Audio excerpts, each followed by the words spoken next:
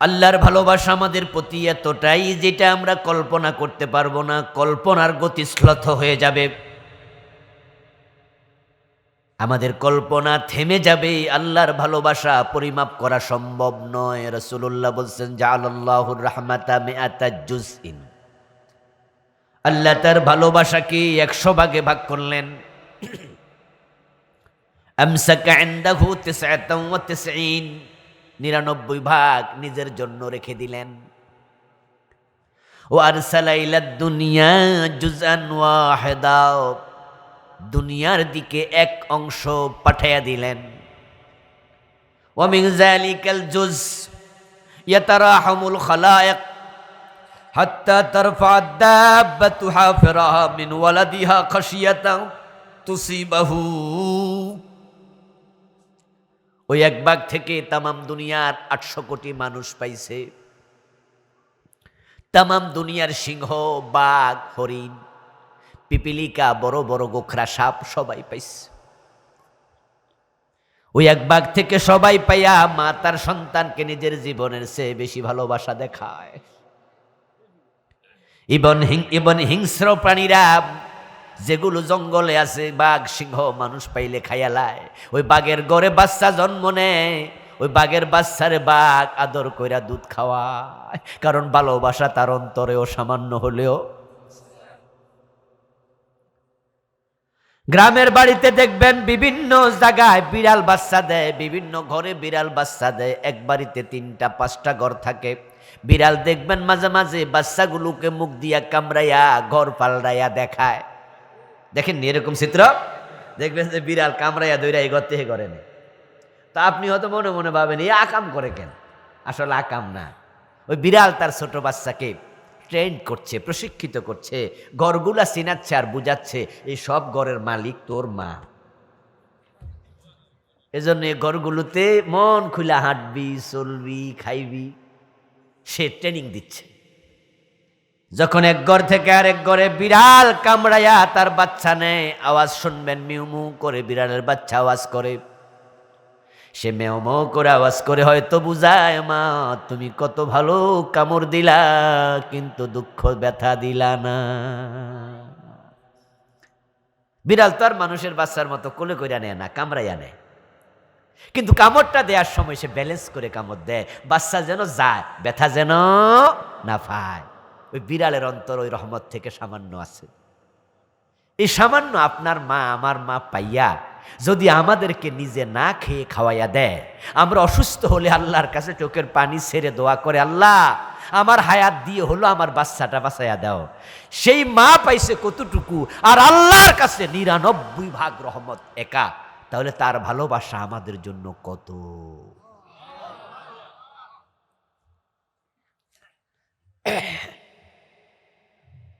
আমার প্রিয় ভাই, সে আল্লাহ চায় না তার বান্দাগুলো জাহান্নামে যাক।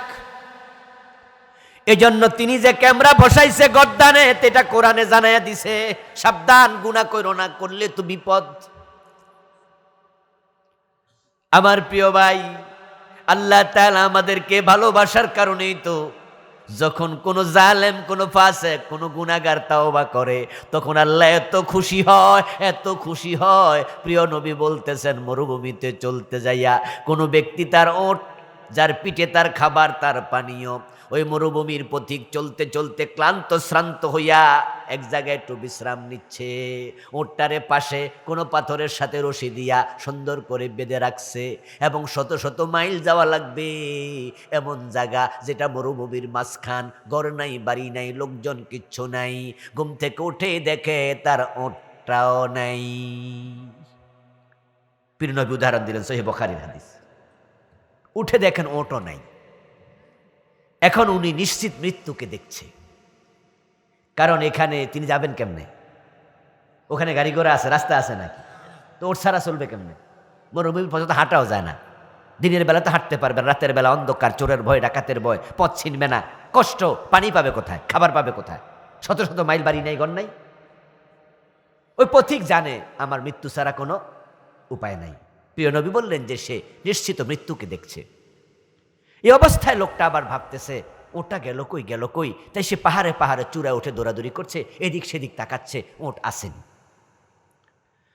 খুঁজতে খুঁজতে হয়রান, কিন্তু ওট সে পায় নাই। আবার যেখানে ওটটা বেঁধেছিল ওই জায়গায় এসে ক্লান্ত দেহ নিয়ে আবার একটু শুইল, কাইত হইল, আরে মরে তো যাব, ওটটা তো পাইলাম না। এই অবস্থায় প্রিয় নবী বলেন তার ঘুম লেগে গেল। দেহ ক্লান্ত হলে এমনি ঘুম আসে। কিছুক্ষণ পরে সে ঘুম থেকে জাগলো, জেগে যদি দেখে তার হারানো ওট খাবার পানীয় পিঠে নিয়া আগের মতোই তার পাশে এসে দাঁড়াইয়া আছে। এই ওট ফিরে পাইয়া এই লোক যত খুশি হবে, যারা গুনাহগার তাওবা করলে আল্লাহ আরো বেশি খুশি হয়ে যায়। আল্লাহ কয় আমার বান্দা আমার কাছে ফিরে আইছে, আমার বান্দা আমার কাছে ফিরে আইছে। কারণ বান্দাকে তো আমি জান্নাতের পথে চলতে বলেছিলাম, সারিউ ইলা মাগফিরাতিম মির রাব্বিকুম ওয়া জান্নাহ আরদুহাস সামাওয়াতু ওয়াল আরদ। আমি তো বলেছি জান্নাতের পথে দৌড়াও। আমার বান্দা তো ভুলে জাহান্নামের পথে ঢুকে গেছে, লোভ ঢুকাইয়া ফেলছে, দুনিয়ার লোভ, হারাম খায়, সুদ খায়, ঘুষ খায়, দুনিয়ার লোভে পইরা মানুষের উপর জুলুম করে, ক্ষমতার লোভে পইরা বিনা দোষে উল্টা যারা চলে তার বিরোধী দলে আছে। সরকারি দলের লোকেরা বাংলাদেশের 52 বছরের ইতিহাস খোঁজেন, চান্স পাইলে যেই ক্ষমতায় থাকে সে তার অপোজিশনকে বিনা দোষে সাইজ করে, মনে মনে কয় তারে সাইজ করলে আমার ক্ষমতা লম্বা হবে। কিন্তু এই জুলুম করলে যে গুনাহ হয়, ক্ষমতার লোভ সে ভুলে গেছে।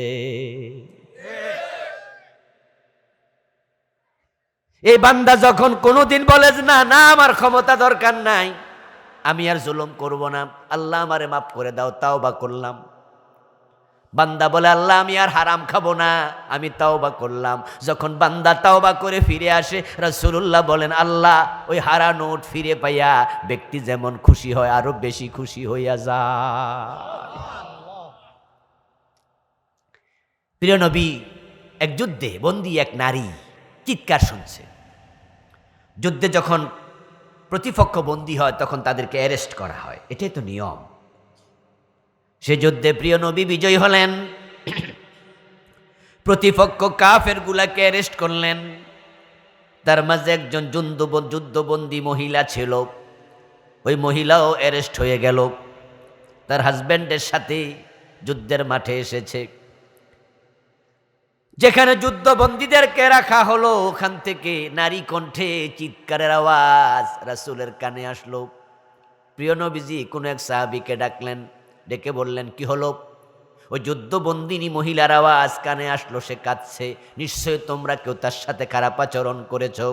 অথচ আমি নবীর অর্ডার, ছোট বাচ্চাদের সাথে খারাপ আচরণ করবা না, নারীদের সাথে খারাপ আচরণ করবা না, যুদ্ধের ময়দানে গাছপালা কাটবা না, শুধুমাত্র পুরুষ যোদ্ধা যারা অস্ত্র হাতে নিয়েছে তাদের সাথে তোমাদের মোকাবেলা হবে। এখন মহিলাটার সাথে কে খারাপ আচরণ করলো একটু খবর নেও তো। আল্লাহর হাবিবকে খবর দেয়া হলো, ইয়া রাসূলুল্লাহ মহিলারা আমরা জিগাইছি কেউ খারাপ আচরণ করছেনি। মহিলা কয় না। প্রিয় নবী বলেন তাহলে মহিলাটাকে আমার কাছে ডেকে নিয়ে আসো। মহিলাটাকে ডেকে আনা হলো। আল্লাহর হাবিব জিজ্ঞাসা করলো তুমি কেন কাঁদো? খারাপ আচরণ কেউ না করলে কেন কাঁদো? আওয়াজ করছো কেন কেঁদে কেঁদে?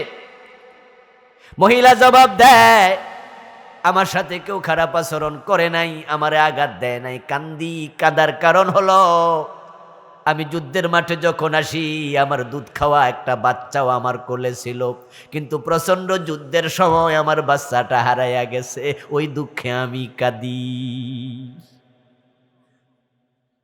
এই কথা শুনে প্রিয় নবী সাহাবীদেরকে বলতেছে দেখো ওই পাগল পাগলি মহিলা,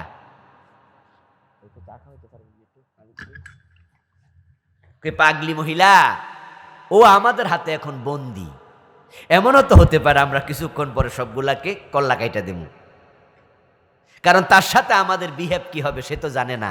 এমনও তো হতে পারে যুদ্ধবন্দী হিসাবে তাকেও আমরা শেষ করে ফেলব। এই মহিলা নিজের টেনশন করে না, হে বাচ্চা হারাইছে হের লাগে নাকি কান্দে, নিজের লাই কান্দে না। এবার প্রিয় নবী বলতেছে, আমার সাহাবারা বলো তো, এই নারী যদি তার সন্তানটাকে ফিরে পায় কত খুশি হবে? সাহাবারা বলে, হুজুর এই খুশির কি আর সীমা আছে নাকি? সীমাহীন আনন্দিত হবে। এবার রাসূল বলছে, এবার শোনো, ওই মহিলাকে যদি আমি প্রস্তাব দেই, তুমি যে তোমার কোলের সন্তান ফিরে পাইছ, আমি এটাকে আগুনে ফেলে দেব, এর বিনিময়ে তোমাকে মুক্ত করে দেব। মহিলা তার সন্তানকে আগুনে ফেলে মুক্ত হতে রাজি হবে। সাহাবারা কয় না, বরং সে নিজে মরতে রাজি হবে, বাচ্চারে মরতে দেবে না। রাসূল তখন বলে, ইন্নাল্লাহ আরহামু আলা ইবাদিহি মিনহা ইলা ওয়ালাদিহা। এই মহিলা তার সন্তানকে যত ভালোবাসে, আল্লাহ তোমাদেরকে ভালোবাসে তার চেয়ে বেশি। এই মহিলা তার সন্তানকে আগুনে ফেলতে রাজি হবে না, তো আল্লাহ এত ভালোবাসা নিয়া তার বান্দাকে জাহান্নামে দেবে কেমনে হয়? এজন্য আল্লাহ ক্যামেরা গর্দানে দিছে, আমাদেরকে আগাম জানাইয়া সাবধান করছে, ও আমার বান্দারা, অন্যায় করো না, গোপনেও করিও না। ঘরের দরজা বন্ধ করে যুবক মোবাইলের মাঝে পর্ন ভিডিও দেখে, ঘরের দরজা বন্ধ করে কম্পিউটারে বাজে সিনেমা দেখে। যুবকরা তো এখন ধ্বংস হয়ে যাচ্ছে। নিয়ন্ত্রণহীন মোবাইল এক একটা জ্বলন্ত জাহান্নাম। একটা মোবাইল আপনার সন্তানকে জাহান্নামের মাঝখানে ফেলে দেবে যদি নিয়ন্ত্রণ করতে না পারেন। আরে মাঝে মাঝে আমি খুব কষ্ট পাই, ভাবি কার কাছে রেখে যাব আমার পরবর্তী প্রজন্মকে। কারণ আমরা যখন ইয়াং ছিলাম, ছাত্র জীবনে, আমরা তখন সিনেমা দেখতে যদি আমাদের বেসমেন্টরা যাইতো, ছোটরা, তখন তো অ্যাভেলেবেল সিনেমা হলও ছিল না। সিনেমা দেখার জন্য আমি যে মাদ্রাসায় পড়তাম সেখান থেকে অনেক দূর যাওয়া লাগতো।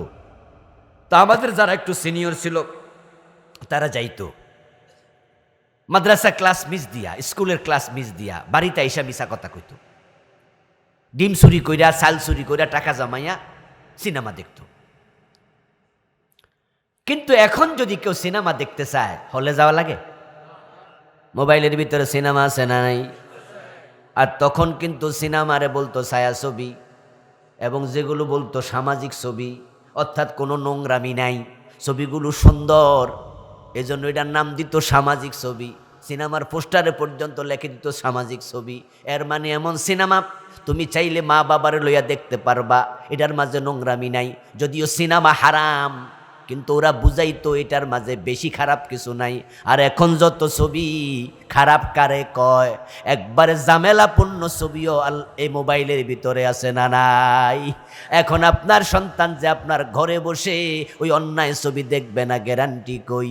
ও যুবক শোনো, ঘরের দরজা লাগাইয়া মা বাবার চোখ ফাঁকি দিয়া তুমি খারাপ সিনেমা মোবাইলে দেখতেছ, কিন্তু তোমার আল্লাহকে ফাঁকি দেওয়ার কোনো সুযোগ নাই। তুমি যা করতেছ গর্দানে ক্যামেরায় সব রেকর্ড হয়ে যাচ্ছে।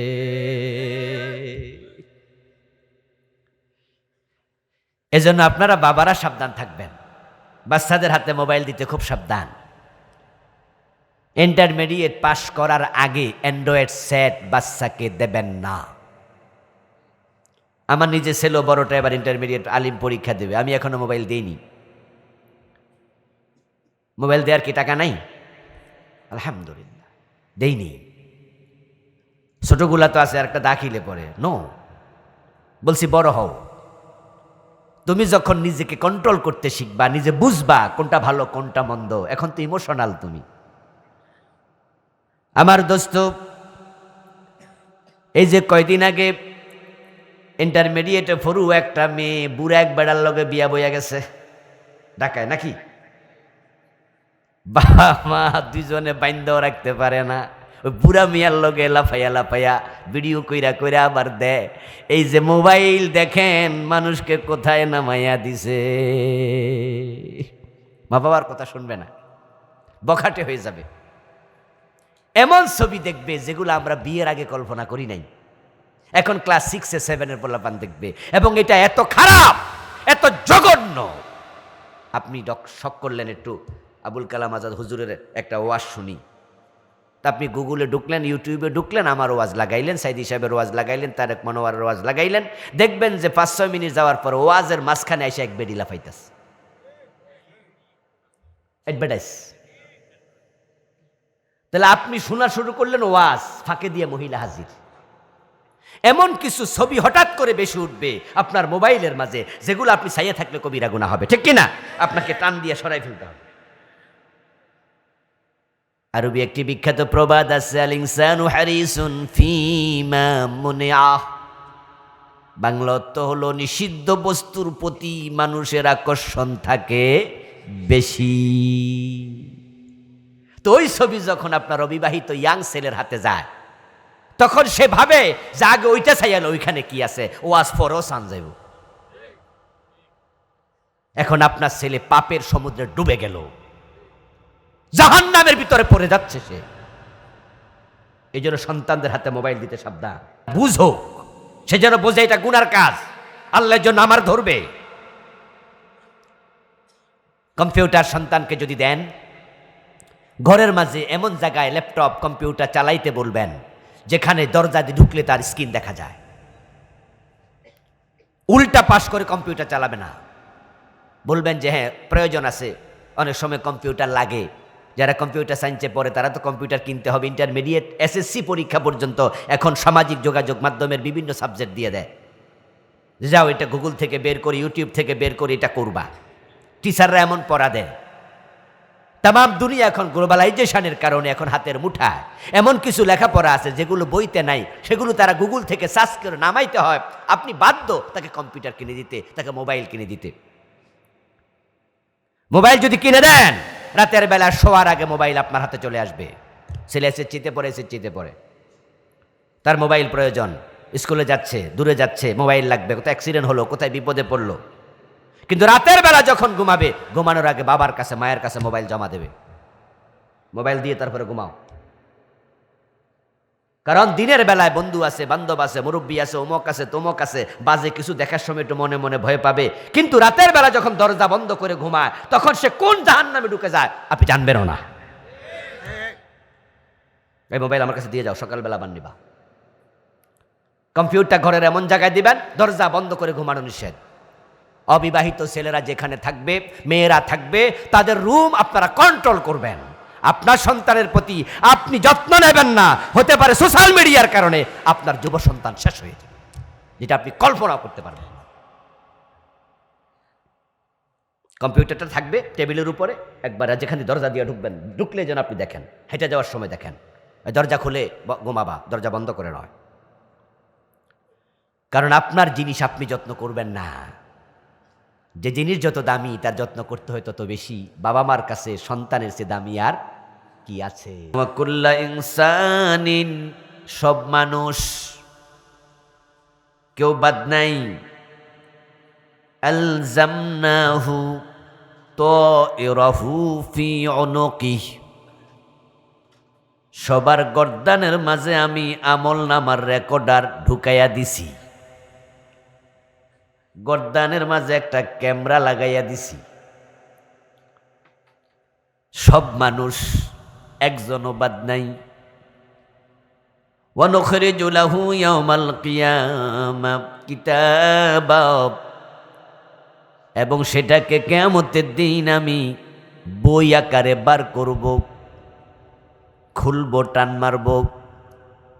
ইয়ালকাহু মানশুরা, সেটা নিজের সামনে খোলা অবস্থায় পাবে। তারপরে আমি এটা তার হাতে দেব, দিয়ে বলবো ইকরা কিতাবাক, এটা তোমার আমলনামা, এবার তুমি এটা পড়ো। এটা গর্দানের ভিতরে ছিল, এখন বই আকারে বাইর হইছে। আমরা মোবাইলের ক্যামেরা বিভিন্ন ছবি তুলি, তারপরে কম্পিউটারে নিয়ে একবারে কাগজের মাঝে ছবি বের করি, করা যায় না?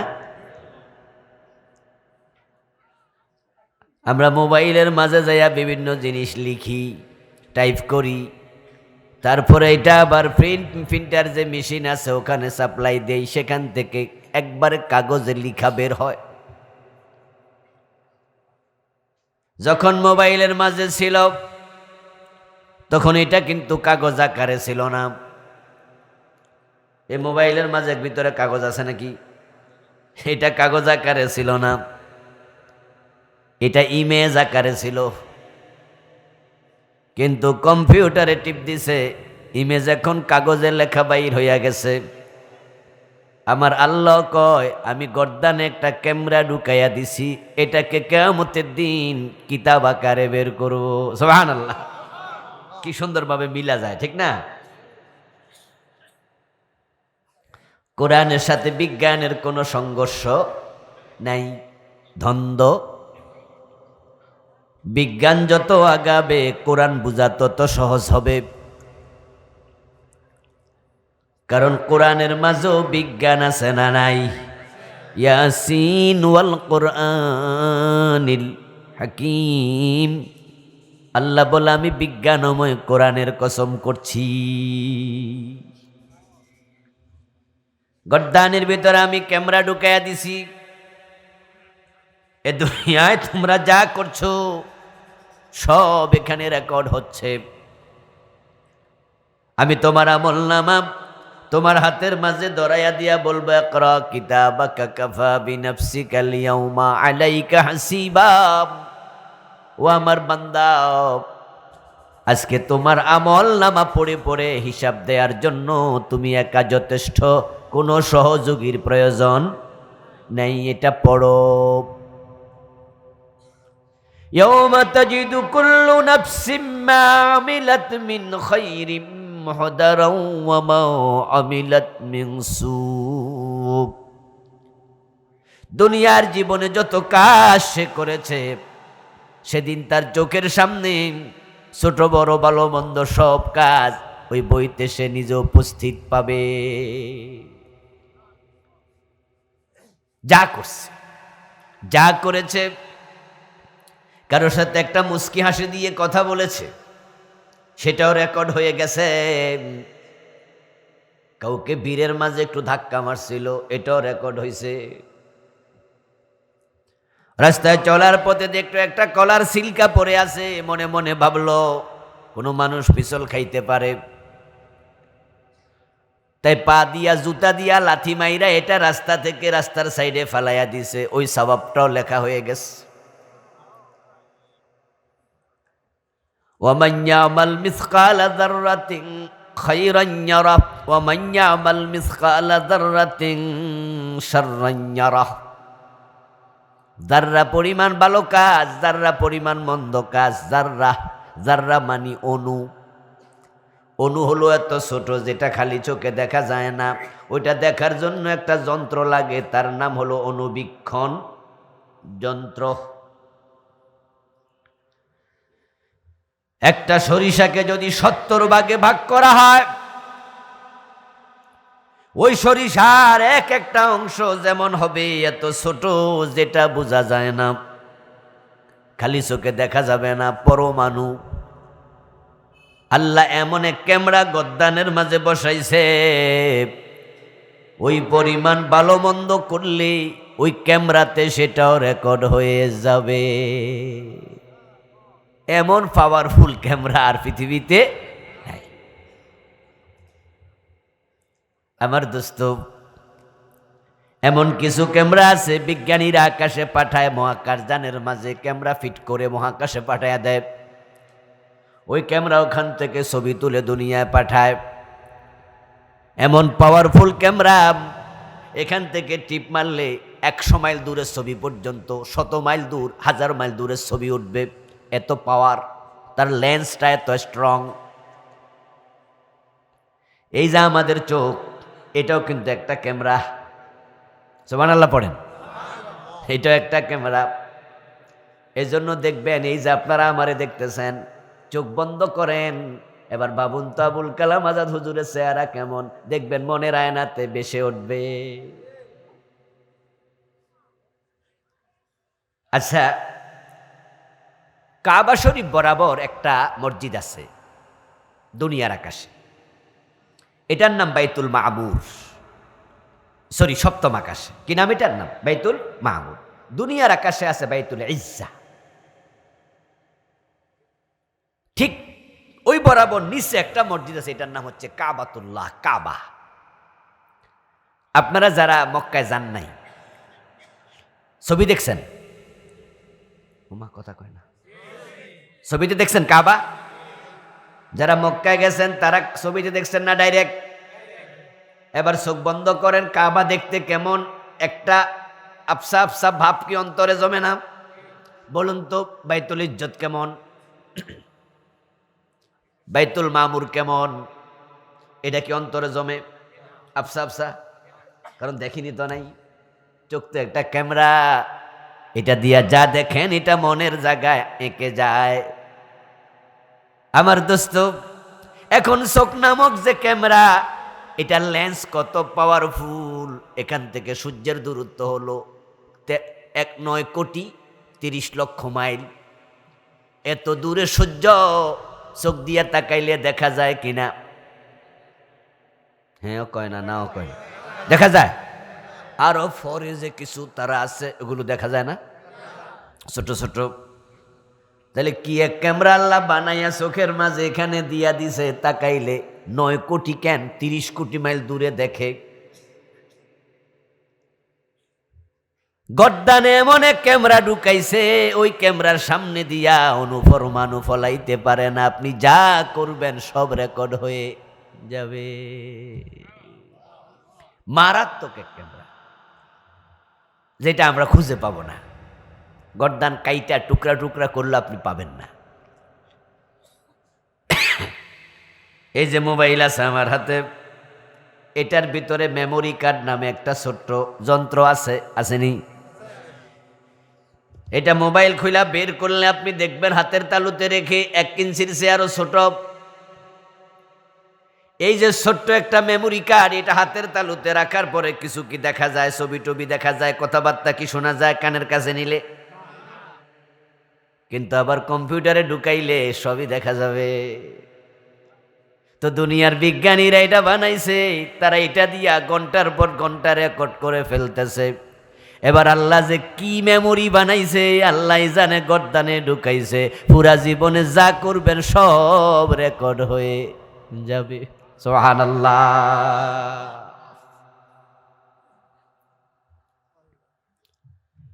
আপনি যদি আপনার পাশের দোস্তের সাথে, বন্ধুর সাথে, আপনজনের সাথে কোনো কথা বলেন, চুপে চুপে, গোপনে গোপনে, লুকায়া লুকায়া, অতি গুরুত্বপূর্ণ কথা যখন মানুষ বলে, কথা যদি গোপন হয় অন্যজনকে শুনতে দেয় না, তাই মুখটা কানের কাছে নিয়া তারপরে কানে মুখে কথা বলে, ফিস ফিস করে বলে। তখন দোস্ত কয় শুনি নাই, আবার ক। মাঝে মাঝে কয় না, কি কইছো বুঝি নাই তো ভাই, আবার ক। আল্লাহর কোরআন কি বলে শুনুন, মা ইয়ালফিজু মিন কাউলিন ইল্লা লাদাইহি রাকীবুন আতীদ। তোমার 2 ঠোঁটের মাঝখান দিয়া যে শব্দ বের হলো, দুনিয়ার কেউ যদি নাও শোনে, ওই ক্যামেরার মাঝে এটা রেকর্ড হয়ে গেছে। কি আশ্চর্য ক্যামেরা! এই ক্যামেরার পাওয়ার এত বেশি, আপনি কোনো কাজ করার পরিকল্পনা করবেন, করেন নাই, কিন্তু আপনি সিরিয়াস পরিকল্পনা করছেন এটা করবেন।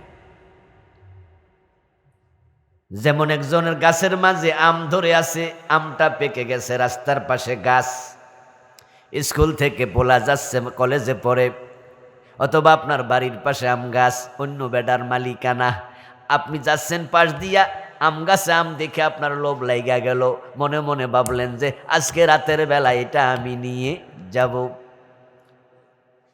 বাড়ি চলে গেলেন, ঠিক সূর্য ডোবার পরে ওই আমটা আপনি সংগ্রহ করবেন, চুরি করবেন। চুরি করার সংকল্প মনে মনে নিলেন, ওই সংকল্প নিয়ে আম গাছ তলে আইসা দেখেন আমরা নাই, মালিকে এটা বিকালে নিছে গা। এখন প্রশ্ন হলো গুনাহ হবে কিনা? আম চুরি করছিনি তো গুনাহটা হবে কেন? হ্যাঁ, কারণ তার নিয়তটা ছিল জঘন্য এবং সেটা করার জন্য গাছতল পর্যন্ত আসছে। তাই মনে থাকা ওই গুনাহটা পর্যন্ত ক্যামেরা ক্যাচ করে নেয়। কিরামান কাতিবিনা ইয়ালামুনা মা তাফআলুন। মানুষ যখন কোনো কাজ করে তখন ফেরেশতারা লেখে, কিন্তু কিছু কাজ আছে করে না, সংকল্প করে, ওইটা ফেরেশতা লেখে না, কারণ এখনো করেন নাই, তাই ফেরেশতা জানে না। তবে আল্লাহ এমন এক ক্যামেরা গর্দানে দিছে, ওইটা মনেরটা পর্যন্ত ক্যাচ করে নিয়ে নেয়। খুব জটিল এক ক্যামেরা। আর আল্লাহ এটা বসাইছে কোন জায়গায়? ওয়াজ কি বাড়িতে নিবেন না? তাহলে কোন কিছু কথা কইলে এটা জমবো, অন্তরে বসবে। কোথায় বসাইছে? জায়গাটাও কিন্তু দারুণ সিলেকশন। যদি আল্লাহ হাঁটুর এখানে বসাই দিত, তাহলে যে বেটা রান কাটা ফইরা গেছে, ওই বেটা কি মইরা গেছে? এইভাবে রান মাঝখান দিয়া কাইটা লাইছে, অ্যাক্সিডেন্ট করে শেষ। এখন দুই হাঁটু নাই এমন মানুষও, তাহলে ক্যামেরাও নাই, যা ইচ্ছা তা করো, সুবিধা ছিল। যদি হাতের এখানে কনুর মাঝে বসাই দিত, তাহলেও যারা হাত নাই তারা বাইসা যাইতো, যা ইচ্ছা তাই করো। কনুই ছাড়া মানুষ আছে, হাঁটু ছাড়া মানুষ আছে, গর্দান ছাড়া কয়জন আছে? এমন এক জায়গায় বসাইছে, তুমি আছো যতদিন ক্যামেরা আছে ততদিন, তুমি আছো যেখানে ক্যামেরাও আছে সেখানে সাধু সাবধান, আমল করতে বড় সতর্ক, যা করো সব রেকর্ড হয়ে যাবে। আল্লাহ এটা বসাই দিয়া পাবলিক রেকো, যা এবার দুনিয়ার যা, মায়ের ফেরতে ফাটাই দিচ্ছে। আর এই ক্যামেরা চলমান, বিভিন্ন মার্কেটে গেলে দেখবেন সিসি ক্যামেরা লাগানো থাকে, থাকে না? হ্যাঁ, সিসি ক্যামেরার সামনে দিয়ে যদি বড় একটা মশা যায়, মাছি যায়, সেটাও রেকর্ড হয়ে যায়। এই যদি দুনিয়ার বিজ্ঞানীদের শক্তি হয়, আল্লাহর শক্তি, আল্লাহর ক্ষমতা কত বেশি। খুব সাবধান। 70-80 বছরে যা করছেন, কিয়ামতের দিন কিন্তু ক্যামেরা থেকে আল্লাহ সবটা ফাঁস করে দেবে, বই আকারে বাইর করে কবে আবার ফরো, এটা সব ফাঁস হয়ে যাবে। চুরি করার সময় চোর সামনেও চায়, কেউ আইনি, এবার একটু পিছনের দিকে তাকায় দেখে কেউ আসে কিনা, না, ডান দিকে নাই, বামে নাই। যখন দেখে যে ডাইনে বামে সামনে পিছে কেউ নাই, তখনই এবার চুরি কইরা পকেটে নিয়ে কই, যাক বাচ্চা গেছি। কি বাইচা গেছে না? ক্যামেরা রেকর্ড হয়েছে তো, বাঁচলা কেন? তুমি ভুল করলা, তুমি বাঁচতে পারবা না। আল্লাহ বাঁচার কোন ব্যবস্থা রাখি নাই। এবং এই ক্যামেরা আল্লাহ বানাই দিছে তুমি ল্যাংটা যখন মায়ের কোলে, তারও আগে, দুনিয়াতে আসার আগে। মারাত্মক ক্যামেরা, গোপন সব কিছু ফাঁস হয়ে যাবে। কোরআনে আল্লাহ বলছেন, ইয়াউমা তুবলাস সারাইর, বাংলা অর্থ হলো সেদিন সব গোপনীয়তা ফাঁস করে দেয়া হবে। গোপনীয়তা ফাঁস হলো খুব জটিল। এতে 1.5 মিনিটের ভিডিও, 2 মিনিটের অডিও যদি ফাঁস হইয়া মন্ত্রিত্ব যায়, ইজ্জত যায়, সম্মান যায়, তাহলে কিয়ামতের দিন 30, 50, 100 বছর পুরা গোপন ভিডিও আল্লাহ যখন ফাঁস করবে, আমাদের অবস্থা কি হবে?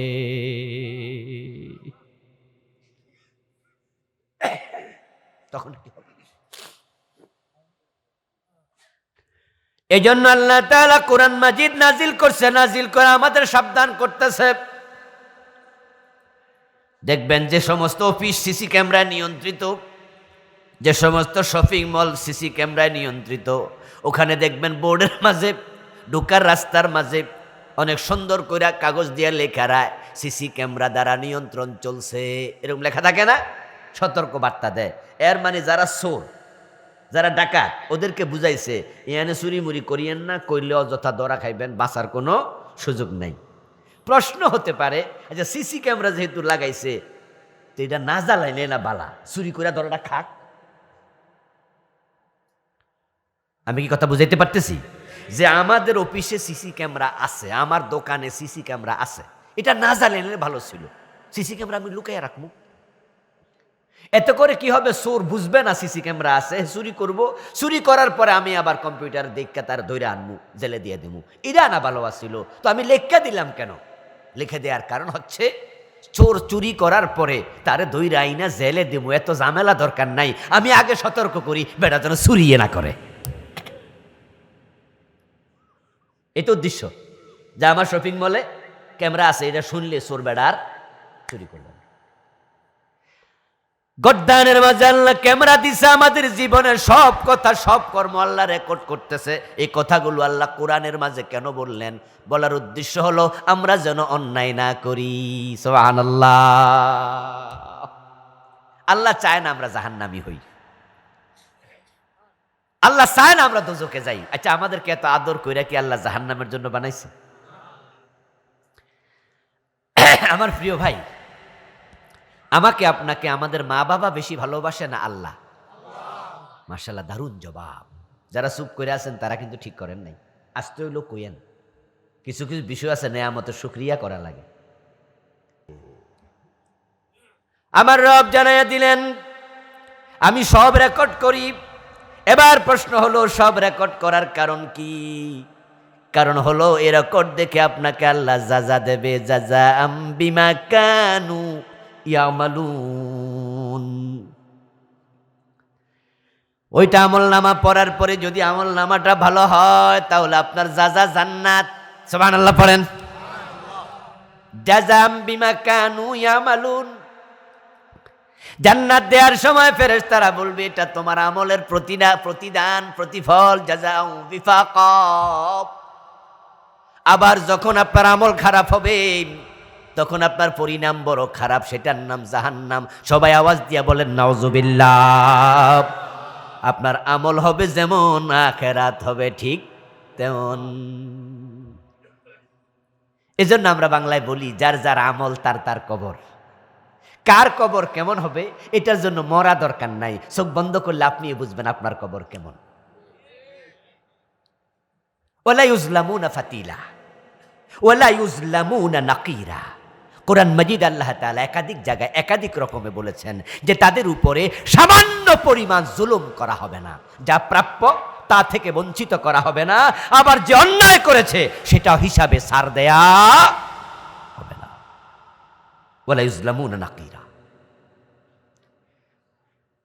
এই যে হজ আসতেছে, আগামী কয়দিন পরে রমাদান, রমাদানের 2-2.5 মাস পরে কি হজ, 2 মাস 10 দিন পরে হজ এসে যাবে। হজের কিন্তু অলরেডি যারা হজে আগামীবার যাবে তাদের মোটামুটি কার্যক্রম কি প্রায় শেষ, টাকা পয়সা দেয়াটা ইত্যাদি শেষ। আপনারা দেখবেন যে যারা হজে নেয় তারা হজের বিভিন্ন প্যাকেজ ঘোষণা করে। হজের সবচেয়ে ছোট প্যাকেজ যেটা কম দামি সেটা ধরেন 5.5 লাখ, 5 লাখ, 4 লাখ। আর ভিআইপি প্যাকেজ 15 লাখ, 20 লাখ, বিভিন্ন প্যাকেজ আছে। আমি যদি আপনার জিজ্ঞাসা করি চাচা হজে যাবেন শুনলাম, আপনি বললেন জি, আমি বললাম কত টাকা, আপনি যদি বলেন আমারটা এবার 3.5 লাখ, আমি বুঝবো সৌদি আরবে আপনার রুমটা কই হতে পারে, মক্কা থেকে কত মাইল দূরে হবে, আপনার যে হোটেল সেটার মান কেমন, আপনার যে খাওয়া দেবে সে খাবারের মান কেমন। আবার যদি বলেন যে আমার প্যাকেজ হলো 15 লাখ, শব্দ শুনে বুঝবো এটার মান কেমন। এই যে 3 লাখ 60 লাখের প্যাকেজ আর 15 লাখের প্যাকেজ কি এক হবে? যে বেটা 3.5 লাখ 4 লাখ টাকার প্যাকেজ, ওই বেটার হোটেল হবে মক্কা শরীফ থেকে 1.5 মাইল দূরে, 1 মাইল দূরে, আরো বেশি। 5 ওয়াক্ত নামাজ এখানে আইসা পড়তে পারবে না, হয়তো মিনার আজিজিয়া কাছাকাছি রাখবে। আর যে বেটার 10 লাখ 15 লাখ টাকা প্যাকেজ তাকে রাখা হবে কাবার পাশে যে বিশাল বড় বড় বিল্ডিং আছে ক্লক টাওয়ারে। যে বেটা নিচে নামলে কাবা পাবে, 5 ওয়াক্ত নামাজ জামাতে পাবে, ওই বেটার লিফটগুলো হবে 1 ক্লাস, খাওয়া হবে 5 স্টার হোটেলের মান। ওই টাকার অঙ্ক বলে দেয়, তার প্যাকেজ বলে দেয় সে কোথায় থাকবে। আর 3.5 লাখ ওয়ালার বেটা যে বিল্ডিংয়ে থাকবে, হতে পারে এটা বাঙ্গাসুরা, খাটগুলো কোনানরে, হতে পারে সেখানে গেলে লিফট মাঝপথে বন্ধ হয়ে যাবে, কারণ তার টাকা কম, তার সেবাও কম, তার আমল কেমন সেটার দিকে তাকাইলে কবর কেমন এটা নিজে বোঝা যায়। আজকে ফজর নামাজই পড়ে নাই, জোহরও পড়ে নাই, আসরও পড়ে নাই, মাগরিবও পড়ে নাই, এসব পড়ে নাই, এবারে কি কবরে যে হালুয়া রুটি খাইব এটা কি বোঝা যায় না? নাকি দুরমুজ দিয়ে ফিডাইব? আমলে তো বলে দেবে। সুদে টাকা লাগায় বসে আছে এমন লোক আজকের মাহফিল 2-4 জন। 1 টাকা সুদ খেলে 36 বার জেনা হয়। সুদ খেলে ৭৩ গুনার মাঝে সবচেয়ে ছোট গুনাহ মায়ের সাথে জেনা করা হয়। তো কিসের জান্নাত তুমি খোঁজো? তোমার আমল যেমন কবরও। গদ্দানের মাঝে আল্লাহ ক্যামেরা ঢুকায়া বুঝায় দিয়েছে তুমি স্বাধীন না, তুমি আমি আল্লাহ কর্তৃক নিয়ন্ত্রিত। তুমি যেখানে যাও আমি তোমাকে কন্ট্রোল করছি। এ দুনিয়াতে আল্লাহ তাআলা আমাদেরকে মাঝিবিহীন নৌকার মতো ছেড়ে দেন নাই নদীর মাঝে, যে নৌকার কোনো লক্ষ্য নাই, মাঝি নাই, গন্তব্য নাই। দক্ষিণের বাতাসে উত্তরে যায়, পশ্চিমের বাতাসে পূবে যায়, মাঝি নাই, বৃষ্টি বাতাস নাই, থেমে থাকে, লক্ষ্য নাই, গন্তব্য নাই। আর মাঝি যদি থাকতো তাহলে নৌকা কিন্তু লক্ষ্যে পৌঁছে যেত। দুনিয়াতে আমরা মাঝিবিহীন নৌকার মতো গন্তব্যহীন নই। আমাদের সবাইকে আল্লাহ নির্দিষ্ট উদ্দেশ্যে বানাইছে। আপনাকে আমাকে বাস বানানোর পিছনে আল্লাহর লক্ষ্য আছে না নাই? লক্ষ্য কি? ওমা খালাকতুল জিন্না ওয়াল ইনসা ইল্লা লিয়াবুদুন। আমি তোমার আমার ইবাদত করার জন্য বানাইছি। তো তুমি আমার ইবাদত করো কিনা, আমি কি ক্যামেরা দিয়া, আমি কি কেরামন কাতিবিন দিয়া আমি নজর রাখবো না? হ্যাঁ, আমরা যারা আমাদের শ্রমিক নিয়োগ দেই, ফ্যাক্টরিতে হোক, বাড়িতে হোক, বিভিন্ন জায়গায় হোক, যিনি বস উনি শ্রমিককে কাজ করলো কি করলো না খোঁজখবর কি একবারে রাখে না, এমন নাকি? হ্যাঁ, না, খোঁজখবর রাখে। আরে বিদেশ বসে সিসি ক্যামেরার মাধ্যমে ফ্যাক্টরির খবর রাখে। আমাদের সাভারে ওখানে যে ইকোনমি জোন আছে সেখানে বিশাল বড় বড় ফ্যাক্টরি আছে। তা আমার এক অফিসারের সাথে পরিচয় ছিল, উনি বলতেছিল আজ থেকে আর অনেক বছর আগে, ৮-১০ বছর আগে, তখন কম্পিউটার এবং সোশ্যাল মিডিয়া এতটা অ্যাভেলেবেল ছিল না। তখন উনি আমার বলতেছে, হুজুর আমাদের বস কিন্তু বিদেশ থাকে, যিনি ফ্যাক্টরির মালিক, থাইল্যান্ড না কোন দেশের কথা বলল, ওখান থেকে উনি আমরা যারা কর্মচারী আমাদের নিয়ন্ত্রণ করে।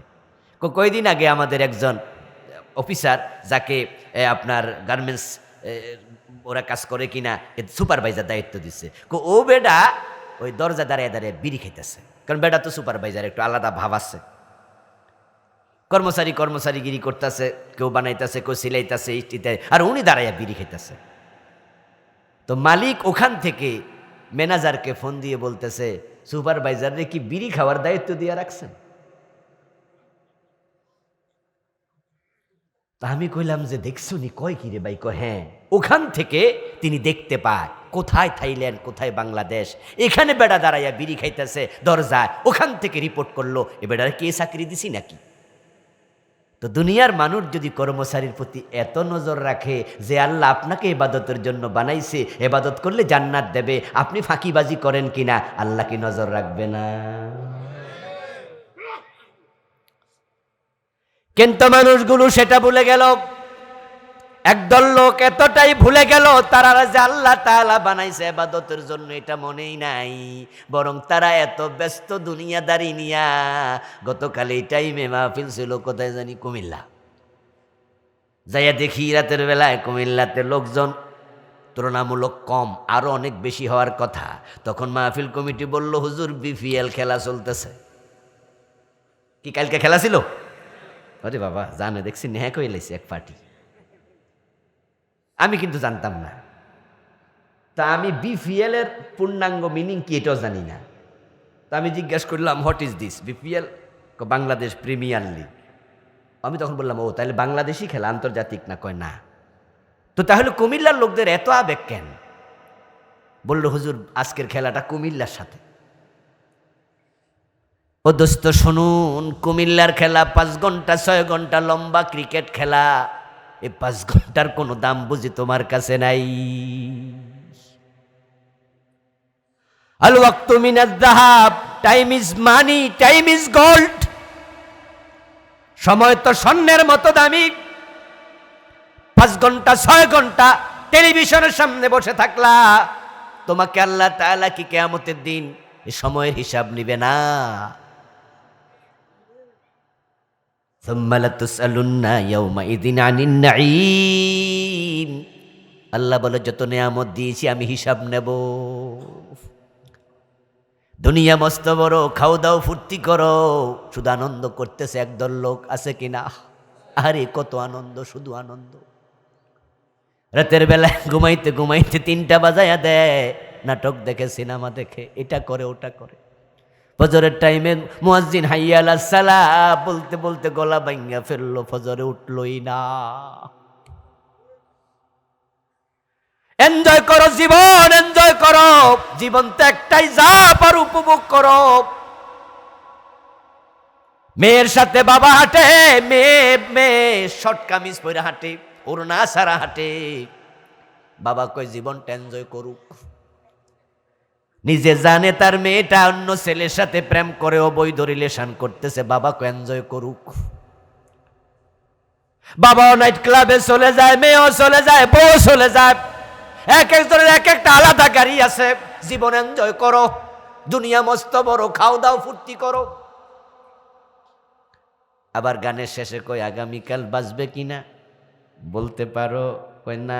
কোথায় হলে এনজয়টা আজকেই করো। এই বেলা ভাই মদ খেয়ে নাও, কাল নিশীতের ভরসা কই, চাঁদনি জাগিবে যুগ যুগ ধরে, আমরা তো আর রব না সই। নাউজুবিল্লাহ, কি গান বানাইছে রে, কি কবিতা বানাইছে। অগ্রজ বানাইলো, দুনিয়া মস্ত বড়, খাও দাও ফুর্তি করো। কিন্তু কি খাইয়া ফুর্তি করতে হবে অগ্রজ কবি বলেনি, অনুজ কবি এসে তালিকা দিতেছে, মদ খাইয়া ফুর্তি করো। আগের কবি বলে নাই যে মদ খাও, কইছে খাও দাও ফুর্তি করো। পরের কবি এসে কয় এই বেলা ভাই মদ খেয়ে নাও, কাল নিশীথের ভরসা কই, চাঁদনি জাগিবে যুগ যুগ ধরে, আমরা তো আর রব না সই। চাঁদ সূর্য নিয়মিত উঠবে, যোগ যোগ ধরে বাঁচবে, থাকবে, তুমি আর আমি নিয়মিত থাকবো না। এই জন্য এনজয়টা আজকেই করো, মদ খাইয়া করো, গাঁজা খাইয়া করো, যা মনে চায় নারীবাজি করো। একদল লোক আছে না নাই? যান আপনি সোনারগাঁ হোটেলে, শেরাটনে যান, দেখেন যাইয়া কিভাবে লবিতে লোকজন দাঁড়ায় আছে, কিভাবে নাইট ক্লাব, সেখানে যে বার আছে, বাদে মদ খাইয়া নাচতেছে, গাইতেছে। খাও দাও ফুর্তি করো, চলছে ফুর্তি। আর আমরা হুজুররা যে ওয়াজ করি, এগুলো শুই না ওরা হাসে, হুজুররাও পাইছে একটা ব্যস্ত ব্যস্ত। এই দুনিয়ায় মদ খেলে আখেরাতে শরাব পাবে না, দুনিয়ায় জেনাবে বিচার করলে আখেরাতে হুর পাবে না। কয় কি, কবে মরবো, কবে কবরে যাইবো, তারপরে থাকবো, তারপরে উঠবো, তারপরে ব্যস্ত যাইবো, তারপরে নাকি খাইবো, এত ধৈর্য ধরা যায়? তাই বলে নগদ যা পাও হাত পেতে নাও, বাকি খাতা শূন্য থাক, দূরের বাদ্য কি লাভ শোনে, মাঝখানে যে বেজায় ফাঁক। নাউজুবিল্লাহ পড়েন। এগুলো আমরা, এই কবিতা আমরা লিখি নাই, লিখার কিছু লোক আছে। দূরের বাদ্য লাভ কি শোনে, কবে পাবে জান্নাতে সে হুর গেলমান। আর যৌবনটা কি এমনে কাটাই দিবা, যা মনে চায় করো। আস্তাগফিরুল্লাহ, আস্তাগফিরুল্লাহ। সাবধান মুসলমান, এখানে বেশি দিন থাকা যাবে না। হঠাৎ রশিতে টান পড়ে যাবে, হঠাৎ টান পড়ে যাবে। কার মৃত্যু কখন আসবে এটা আল্লাহর কোন নবীকে আল্লাহ জানায় নাই। যৌবনকালে মানুষ মরে না, কত যুবক মারা যায়, কত যুবক। হঠাৎ করে চলে যাবেন, সময় যখন এসে যাবে। এই জন্য প্রস্তুতি নেন, প্রস্তুতি। দুনিয়া মস্ত বড়, এটা তোমার জন্য নয়। তুমি মুমিন, খাও দাও ফুর্তি করার জন্য আল্লাহ তোমারে বানায় নাই। তবে তোমার ফুর্তির একটা জায়গা আছে, যেটার নাম জান্নাত, যেখানে একসাথে তুমি 72 জন হুর পেয়ে যাইবা। সবচেয়ে ছোট জান্নাতি যে, তার জন্য আল্লাহ খাদেম দেবে 80,000। সবচেয়ে ছোট জান্নাতটা হবে দুনিয়ার মতো 10 দুনিয়া বরফ। জান্নাতের সবচেয়ে ছোট বিল্ডিং হবে 100 তলা উঁচু। লাবেনাতুম মিন যাহাবিন ওয়া লাবেনাতুম মিন ফিদ্দা। ওই জান্নাতের একটা ইট হবে রূপার তৈরি, আর একটা হবে স্বর্ণের তৈরি।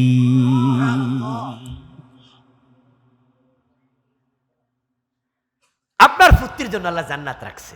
আচ্ছা, মরার পরে জান্নাত জাহান্নাম আছে, তা নিয়ে কারো সংশয় আছে নাকি? জান্নাত জাহান্নাম আছে না নাই? তো জান্নাত হলো আনন্দের জায়গা, জাহান্নাম হলো কষ্টের জায়গা। তো দুনিয়াতে আনন্দ কমাইয়া দেন, ফুর্তি করার জন্য জায়গা আছে। ফালিয়াদহাকু কালিলাও ওয়া লিয়াবকু কাসীরা। বরং কম কম হাসো, বেশি বেশি কাঁদো। রাসূলুল্লাহ সাল্লাল্লাহু আলাইহি ওয়াসাল্লামকে জিজ্ঞাসা করা হয়েছিল, ওমান নাজাতু ইয়া রাসূলুল্লাহ, হে প্রিয় নবী, কোন কাজে সহজে নাজাত মিলে যাবে, জাহান্নাম থেকে মুক্তি পেয়ে যাব, জান্নাত পেয়ে যাব? আমার রাসূল দুটি কাজের কথা বললেন। এক নাম্বার, আমলিক আলাইকা লিসানাক ওয়াবকি আলা খতিয়াতিক। এক নাম্বার, যদি তুমি জান্নাত পেতে চাও তোমার জিহ্বাকে তুমি কন্ট্রোল করো, মিথ্যা বলবা না, গীবত করবা না, পরনিন্দা পরচর্চা চগলখড়ি করবা না, এ মুখ দিয়ে হারাম ঢুকাবা না, অন্যের বিরুদ্ধে আদালতে দাঁড়াইয়া মিথ্যা সাক্ষী দিবা না, মুখে যা আসে তা বলবা না, মুখ কন্ট্রোল করো। মান সাকাতা নাজা। আর এক হাদিসে রাসূল বলেন, যে কথা কম বলে সে মুক্তি তাড়াতাড়ি পাবে,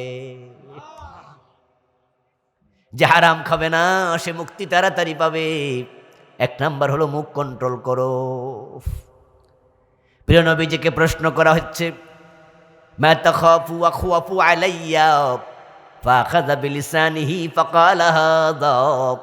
ও রাসূল, আমার জন্য আপনি সবচেয়ে বড় আশঙ্কা, ধ্বংস বিপদের কারণ কাকে মনে করেন?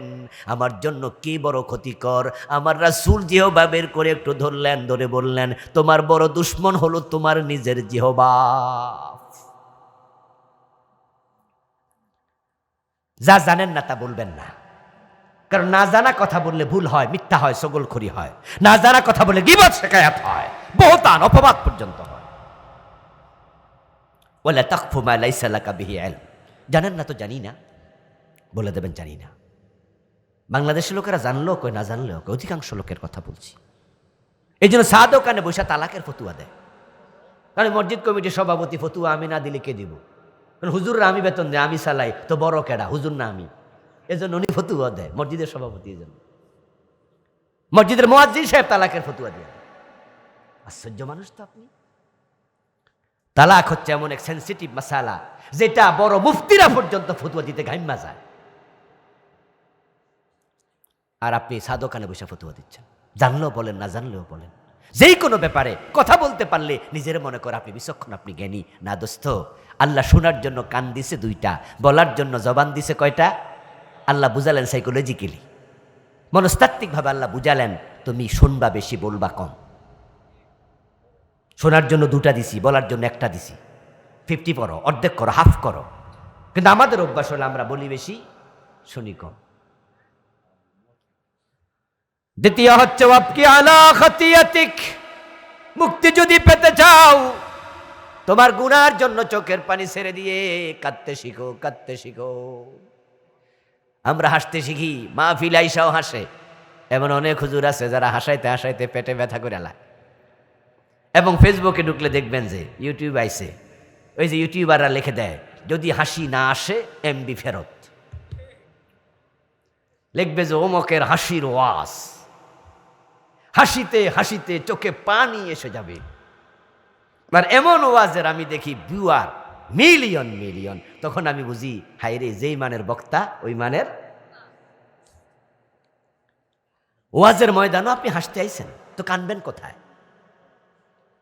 মানুষ তো এখন সব জায়গায় হাসির মঞ্চ জোগাইছে, সারা দেশ হাসিতে, নাটকে, সিনেমায়, সব জায়গায়, গানে, বাদ্যে, এখানে সেখানে, সব জায়গায় মানুষ যেন হাসতে চায়, তো কানবেন কোথায়? মাহফিল আসলে যদি হাসেন। এই জন্য প্রিয় নবী বলছেন, কাঁদতে শিখো, কাঁদতে শিখো। 7 ধরনের ব্যক্তিকে হাসরের ময়দানে আল্লাহ হাসরের মাঠে নেবে না, সূর্যের তাপে দাঁড়াবো করাবে না, বরং আল্লাহর আরশে আজিমের নিচে জায়গা দেবে।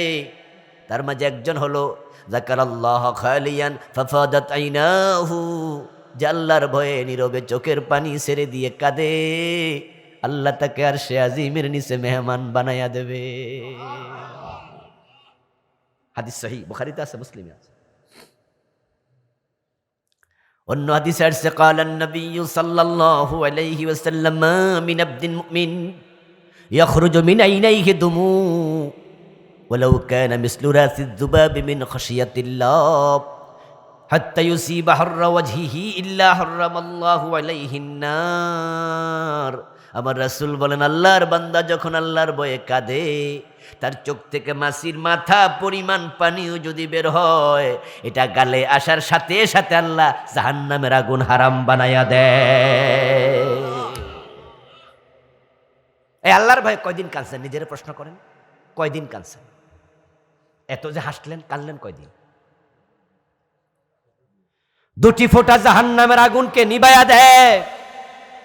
একটা হলো শহীদের রক্তের ফোঁটা, আর একটা হলো মোমেনের চোখের পানির ফোঁটা। শহীদের রক্ত জমিনে পড়ার সাথে সাথে আমলনামার সব গুণ আল্লাহ মাফ করে দেয়।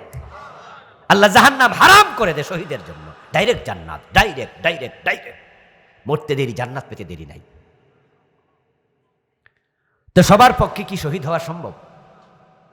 কিন্তু সবার পক্ষে আল্লাহর ভয়ে কান্না করা সম্ভব কিনা? আমনে কান্তি কি ফানি কি কিছু হাওলাত লইয়া ঢুকান লাগবে চোখের ভিতরে নাকি আছে? আল্লাহ জমা করে রাখে, তুমি কাঁদো, শুধু শুধু কাঁদো। দুনিয়া মস্ত বড়, খাও দাও ফুর্তি করো, এটা ছাড়ো। ফুর্তির জায়গা আছে জান্নাত। আবার দোস্ত, আল্লাহ নিয়ন্ত্রণ করছেন আমাদেরকে। দেখবেন আমরা কে কি করছি। চলতে চলতে এক সময় পথ চলা শেষ, আজরাইল সামনে এসে বলো ওঠো, চলো। আজরাইল আপনাকে এক সেকেন্ড সময় আর দেবে না, আসার আগে আপনার অনুমতিও চাইবে না। আল্লাহর ফেরেশতা আজরাইল কারো কাছে অনুমতি চায় না। সময় শেষ, তো চলো। নবী হযরত সুলাইমান আলাইহিস সালাম তিনি দাঁড়ানো অবস্থায় মারা গেছে। এটাই প্রমাণ করে আজরাইল তাকে বসার সুযোগও দেয় নাই। এবং ওনার মৃত্যু হয়েছে ঘরের বাহিরে। আমরা ঘরের বাহিরে কেউ মরতে চাইব না, এটা স্বাভাবিক। যদি আজরাইল আমাদেরকে জানাই দিত যে আগামীকালকে আপনার মৃত্যু হবে, আগামীকালকে আপনি অফিসে যাবেন, ব্যবসায় যাবেন, মাহফিল থাকলে মাহফিলে যাবেন, যাবেন না। আপনি তখন ঘরে থাকবেন, ঘরের মা বাবা আত্মীয় স্বজন ভাই বোন যারা আছে ছেলে মেয়ে বলবেন যে তোমরা আমার চারিপাশে থাইকো, এক গ্লাস পানি রাইখো, যদি বেশি কষ্ট লাগে আমার পানি খাওয়াইও, আমি তোমাদেরকে সাথে নিয়ে মরতে চাই। এটাই দুনিয়ার নিয়ম। আমরা মৃত্যুটা সুন্দর হোক এটা সবাই চাই। কিন্তু সুলাইমান নবী বাইরে মারা গেল কেন? এর মানে আজরাইল উনারও জানাই নাই আমি আসতেছি। আল্লাহ কাউকে এটা জানায় না। ওমা তাদরি নাফসুম বিআইয়ি আরদিন তামুত, খামসুম মিন উম্মিল গায়ব। 5টা জিনিস উম্মুল গায়েবের অন্তর্ভুক্ত। আল্লাহ কাউকে জানায় না, কোন নবীকেও না। তার মাঝে এটা একটা, কবে মরবা আল্লাহকে আমি জানাই না। প্রয়োজন হবে টান দিয়ে নিয়ে আসবো। অদস্ত চলে যেতে হবে। চূড়ান্ত যাওয়ার নাম কিয়ামত। যখন কেউ থাকবে না, সবাই চলে যাবে। এই আকাশ, এই জমিন সব মেসাকার হয়ে যাবে। আমরা দেরি দিকে সেদিকেই যাচ্ছি। কারণ হাদিসে পাওয়া যায় যখন মোমেন থাকবে না, আকাশ এবং জমিনও আর থাকবে না। একটা সময় আসবে পৃথিবীতে আর মোমেন থাকবে না, সব কাফেরে ভরে যাবে। এবং সেদিকে আমরা যাচ্ছি। বাংলাদেশের অবস্থা খুবই খারাপ। এই দেশে এখন মোমেন হাতে গোনা, হাতে গোনা। এই যে টুপিওয়ালা দাড়িওয়ালা দেখতেছেন না, অনেকে আপনারা মোমেন না, অনেকেই না। কারণ যারা শিরিক করে তাদের ঈমান থাকে, যারা কুফর করে ঈমান থাকে, যারা আসলে মুনাফিক হয়ে যায় ঈমান থাকে। কতজন শিরিকে আছেন আপনি? শিরিক তো চিনেনই না। কতজন আছেন শিরিক চিনেন না? এই জন্যই তো আপনি মসজিদে গিয়ে আল্লাহর আইন মানেন, আবার আদালতে গেলে আল্লাহর আইনকে বৃদ্ধাঙ্গুল দেখান। অথচ আইনের মালিক কে? তো যেটার মালিক শুধু আল্লাহ, এটা তো অন্য শামিল হয় কেমন? এটাই তো শিরিক। হাতের রেখা দেখানোর জন্য গণকের কাছে যায় এমন লোক আছে না নাই? মুশরিক, মুশরিক শেষ। বরং বাংলাদেশের অবস্থা এত খারাপ, ইত্তেফাক পত্রিকা আর 2-1টা পত্রিকা দেখবেন সপ্তাহ বা মাসে একবার রাশিফল প্রকাশ করে। আধা পৃষ্ঠা পর্যন্ত আমি দেখেছি। উপরে লেখা রাশিফল, এবার নিচে লেখা কর্কট রাশি, মর্কট রাশি, কুম্ভ রাশি, মহিলা রাশি। মহিলা রাশি আছে একটা না, কন্যা রাশি, সিংহ রাশি, মৃষ না বৃষ। আচ্ছা লিখলো, লেখার পরে দেখবেন যে 3-4 লাইন লেখে যাদের তুলা রাশি হবে আগামী সপ্তাহ তাদের মঙ্গলজনক হইবে। অথচ 1 সেকেন্ড পরে কি হবে আল্লাহ ছাড়া কেউ জানে না। বেটা 1 সপ্তাহটা কইয়ে দিয়ে চলবে। আর আপনারা পড়তেছেন, বিশ্বাস করতেছেন না। হয় এগুলা দেয় কেমনে? মাগনা দেয়। বাবা লিটন দেয়ান বসে আছে বসুন্ধরা শপিং মলে, বিশাল তার রুম, কারণ কি, সেখানে অনেক লোক যায় হাত দেখাতে যে স্যার আমার ভবিষ্যতে কি হবে, আগামী মাসে মালয়েশিয়া যেতে চাই, ভিসা লাগবে কি? আর উনিও লিখেছে আমাদের বাবা অতীত পূর্ব ভূত ভবিষ্যৎ সব জানে, অথচ আমার আল্লাহ কয় গায়েবের মালিক কে? কুল্লা ইয়ালামু মান ফিস সামাউদিল গায়বা ইল্লাল্লাহ। ও প্রিয় নবী, আপনি বলে দিন আকাশ এবং জমিনে আল্লাহ ছাড়া কেউ গায়েবে জানে না। বসুন্ধরা শপিং মলে একটা বড় দোকান ভাড়া কত, খোঁজ নিয়ে দেখেন। এত লাক্সারিয়াস দোকান খুলে বসে আছে, অফিস খুলে বসে আছে, তাহলে বোঝা গেল কাস্টমারও আছে। উনি নাকি ভবিষ্যতের খবর দিয়ে দিচ্ছে পাবলিকেরে, অথচ বসুন্ধরা শপিং মলে আগুন লাগছে, ফুইরা গেছে, উনি নিজের দোকানের খবরও জানে না, আর মানুষের ভবিষ্যতের খবর দিতেছে। আজীব তো। ছেলে হয় না, মেয়ে হয় না, আল্লাহর কাছে চাইতে চাইতে এক পর্যায়ে আর চায় না, এখন পাসপোর্টে ভিসা লাগাইয়া চলে যায় খাজা বাবার দরবারে, বাবা আমারে ছেলে দাও, বাবা মেয়ে দাও। তারপরে আবার জোহরের টাইমে মসজিদে খাড়াইয়া কয় ইয়াকা না'বুদু ওয়া ইয়াকা নাস্তাইন, আল্লাহ আমি শুধু তোমার গোলামি করি, তোমার কাছে প্রার্থনা করি। আল্লাহ কয় মিথ্যুক, কিছুক্ষণ আগে খাজা বাবার কাছে চাইলি। মরা পীরের কাছে সন্তান চায়, এমন লোক বাংলাদেশে আছে না নাই? শিরক শিরক শিরক। নির্বাচনের টাইমে মাইক হাতে পেলে হুঁশ থাকে না, নেতা মানুষ কয়ে দিছে জনগণ আমারে ভোট দিয়ে নামনারাই তো ক্ষমতার উৎস। শিরক। ইন আন্নাল কুওয়াতা লিল্লাহি জামিআ, সকল ক্ষমতার মালিক কে? আল্লাহ। কিসের জনগণ ক্ষমতার উৎস? কে বলেছে তোমাকে? কুলিল্লাহুম্মা মালিকাল মুলক তুতিল মুলকা মান তাশা, আপনি বলুন হে নবী ও রাজাদিরাজ আল্লাহ, ক্ষমতার মালিক তুমি, যাকে চাও তুমি ক্ষমতা দাও। ও তানজিউল মুলকা মিম্মান তাশা, আবার যার কাছ থেকে চাও তুমি ক্ষমতা কেড়ে নাও। ক্ষমতার মালিক পাবলিক না আল্লাহ? তা আপনি এটা কি বললেন? শিরক পাঠ্যপুস্তকে ঢুকে গেছে, মুখে মুখে চলে আসছে। এজন্য তো বলেছি কত লোক সামনে আছে আমার, ডানে বামে পিছনে, রাস্তাঘাটে বাজারে টুপি আছে, দাঁড়িয়ে আছে, ইমান নাই। প্রিয় নবী যেটাই বলেছেন 1400 বছর আগে, ইয়াতি আলান নাসি জামানুন ইয়াজতামিউনা ফিল মাসাজিদ লাইসা ফীহিম মুমিনুন। বাংলা অর্থ কি? এমন এক জামানা আসবে মানুষ জামাতের সাথে মসজিদে নামাজ পড়বে, অথচ ওই জামাতে একটারও ঈমান থাকবে না।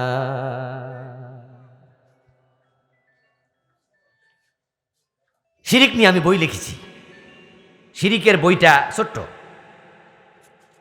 এইটাতে আমি 29টা শিরিক লিখছি, 3-4টা মাত্র কইলাম। বাংলাদেশে চলমান 29টা লিখছি। যে এলাকায় ভণ্ডপীরের মাজার আছে ওই এলাকায় শিরকের বাজার মিলে গেছে।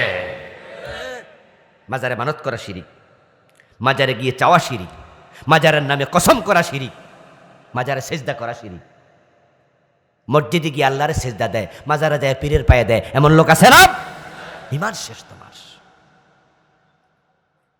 ও দোস্ত, তুমি ইমান ছাড়া মারা যাইবা, জান্নাত কপালে নাই, সব শেষ। ইমান হারা হতে হতে, কুফর করতে করতে মানুষ ইমান হারাবে। একটা দিন আসবে যখন তামাম দুনিয়াতে মুমিন আর থাকবে না। তখন আল্লাহ তাআলা ইসরাফিল আলাইহিস সালামকে বলবেন সিংহে ফু দিয়ে দাও, পৃথিবীকে শেষ করে দেওয়ার দরকার নাই। সেদিকে আমরা যাচ্ছি। যদিও ভোটার লিস্টিতে মুসলমান বাড়তেছে। কালান নবী সাল্লাল্লাহু আলাইহি ওয়াসাল্লাম লা তাকুমুস সাআতু আলা আহাদিন ইউকাল আল্লাহ আল্লাহ। যে পর্যন্ত আল্লাহ বলার মতো একজন মুমিন থাকবে ওই পর্যন্ত কিয়ামত হবে না। তো বাংলাদেশে কয়দিন আগে যে জনশুমারি হলো, সে জনশুমারিতে আমরা কি দেখলাম? মুসলমান ছিল 90%, এখন হয়েছে এবার 2% প্লাস, 92। এটা দেখে অনেকে ভাববেন মাশাআল্লাহ, তাহলে আপাতত কিয়ামতের টেনশন করা দরকার নাই, কারণ মুসলমান একজন থাকলেও তো কিয়ামত হইব না। তো আমরা তো শতকরা কতজন? 92। তো বাংলাদেশের ঠেলায় দুনিয়া আপাতত থেকে যেতেছে। আসলে কি তাই? মোটেও না। ভোটার লিস্টিতে পারছে, বাস্তবে পারেনি। এত মুসলমান লাগে না, শুধু 51% মুসলমান থাকলে আল্লাহর কোরআন দিয়ে বাংলাদেশ চলার কথা ছিল। কোরআনের আইন মানতে আমরা মুসলমানরা বাধ্য। আপনি বাধ্য, আমি বাধ্য। আল্লাহ বলছে চোর ধরে হাত কাটো। ব্রিটিশরা আইন দিছে চোর ধরে জেলে দাও। এখন আমরা 52টা বছর তো আমরা চালাচ্ছি দেশ, এখন তো ব্রিটিশরা নাই। আমরা চোর ধরে হাত কাটবো না কেন? প্রিয় নবীজি তো বলেছিলেন, আমার মেয়ে ফাতেমা চুরি করলে আমি ফাতেমার হাতটাও কেটে দেবো। এটা ইসলাম। মদ পান করলে 80 বেত লাগাতে হবে। প্রিয় নবীর হাদিস। আপনি রাসূলের উম্মত, আপনারা রাসূলকে মানেন, আপনারা পড়েছেন মুহাম্মাদুর রাসূলুল্লাহ, লা ইলাহা ইল্লাল্লাহ মুহাম্মাদুর রাসূলুল্লাহ। তো রাসূলের 80 বেতের আইন কোথায়? ফারুক আজম ওমর তো নিজের সন্তানটাকেও রেহাই দেন নাই। মদ্যপানের অপরাধে প্রিয় পুত্রকে নিজ করে মেরেছ দোররা, মরেছে পুত্র তোমারই চোখের পরে। ও দোস্ত, চলে যাবেন কবরে, হয়ে যাবে দুনিয়া মেসাকার। তারপর আবার একটা সময় ইসরাফিল আলাইহিস সালামকে আল্লাহ বলবেন, ইসরাফিল সিংহায় ফু দাও। তখন তৃতীয়বার সিংহায় তিনি ফু দেবেন। ফাইযা হুম কিয়ামুন ইয়ানজুরুন ওয়াইযাল কুবুরু বুসিরাত। তখন কবরগুলো খুলে দেয়া হবে, সকল মানুষ কবর থেকে আবার উঠে দাঁড়াবে। তখন মানুষগুলো 3 দলে বিভক্ত হয়ে যাবে। কয় দলে? কবর থেকে ওঠার সাথে সাথে 3 দল মানুষ হয়ে যাবে। সিনফান মুশাতাব ওয়া সিনফান রুকবানাম ওয়া সিনফান আলা উজুহিহিম। একদল কবর থেকে উঠে খালি গায়ে খালি পায়ে হাসরের ময়দানের দিকে যেতে থাকবে, তারা হবে পদাতিক। ফাতাতুনা ফুয়াজা, সবাই দল বেঁধে হাসরের ময়দানে যাবে। গায়ে কাপড় নাই, পায়ে জুতা নাই, মাথায় টুপি নাই, একবারে মায়ের পেটে সন্তানের মতো উলঙ্গ হাসরের ময়দানে যাচ্ছে হেঁটে হেঁটে। হাসরের ময়দান আগ থেকে প্রস্তুত, একবারে রুটির খামিরের মতো। সেখানে কোনো চিহ্ন নাই, পাহাড় নাই, নদী নাই, গাছপালা কিচ্ছু নাই। রুটি বানানোর আগে মহিলারা যেমন খামির বানায়, হাসরের মাঠটা কাল্লা তামা দিয়া বানায় রাখছে। সূর্য মাথার উপরে থাকবে, মানুষকে বলবে ঢোকো। সূর্যের তাপ জ্বালাইয়া দেবে, পায়ের তলার মাটি জাহান্নামের আগুনের মতো গরম হবে। ঘাম বের হইয়া মানুষ ঘামের মাঝে সাঁতার কাটবে। 50,000 বছর ওরা হাসরের মাঠে দাঁড়াইয়া থাকবে।